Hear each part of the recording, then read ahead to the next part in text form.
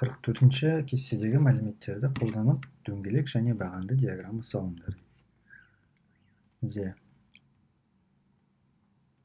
жайылым 80 гектар дейді, орман 70 гектар және егістік 210 гектар. Бізде барлығы бір жер берілген болса, соның осылай бөлінген көрініп тұр. Толық ауданы қанша болатынын табу үшін бұл үшеуін қосамыз, иә? Бұл дегеніміз бізде 360 шығады. Енді бізден сұрап тұрғаны осыны қалай белгілейміз деген. Біріншісі, біздер дөңгелек диаграмма салайық. Бізде мынандай дөңгелек диаграмма болсын. Біздер білетіндей, мына ортасы бізде 360 градус, иә? Сондықтан бізде мына жерде 360 шығып тұр. Сондықтан ол 1 градус дегеніміз бұл 1 гектарға тең деген сөз бұл жағдайда. Сондықтан дәл бұл жағдайда мына жерде 360 болып тұрғасын. Енді мына транспортердің көмегімен біздер секторларды саламыз. Бірінші секторымыз бізде 80 гектар дейді. Мынандай болады шамамен. Екінші секторымыз бізде 70 гектар дейді. Ол бұдан да кішкене кішіреу болады. Және мына қалғанның бәрі егістік дейді.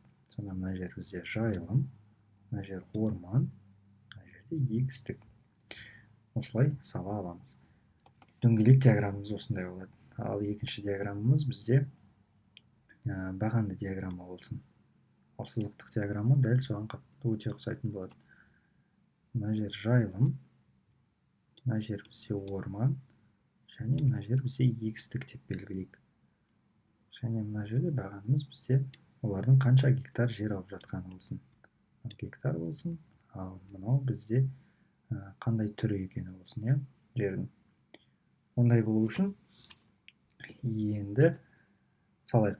Бізде ең үлкені 210. Біздер 210 сантиметр қылып үлкен баған салып отырмас үшін біздер бұл 210-ды белгілі бір санмен белгілеп алайық. Мысалы, бұл жағдайда біздер үшеуін де 10-ға бөлейік. Үшеуін де 10-ға бөлетін болсақ, мына жерде 8 болады, мына жерде 7 болады, мына жерде 21 болады. Енді осы жерден егістікті 21 сантиметр немесе торгөз немесе миллиметр қылып аламыз. Бұл жерде бұл 21 деп белгілейміз. Ал гектар деген сөз 20 емес. Екіншісі бізде 70. Екіншісі 70-ті мына жерден тауып аламыз. Мына жер мысалы 70 болған болсын бізде, ал мына жер бізде 80 болған болсын. 70 тауып аламыз, сосын сол жерден мынандай баған саламыз. Ал үшінші бізде жайылым бұл 80 дейді. Ол шамамен 80 болу керек. Міне осылай саламыз. Мына жер 80-ге тең, мына жер бізде 70-ке тең.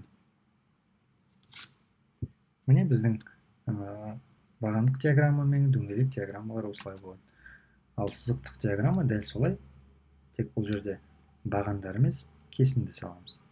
Мына кесінді бізде 21-ге 210-ға тән болады.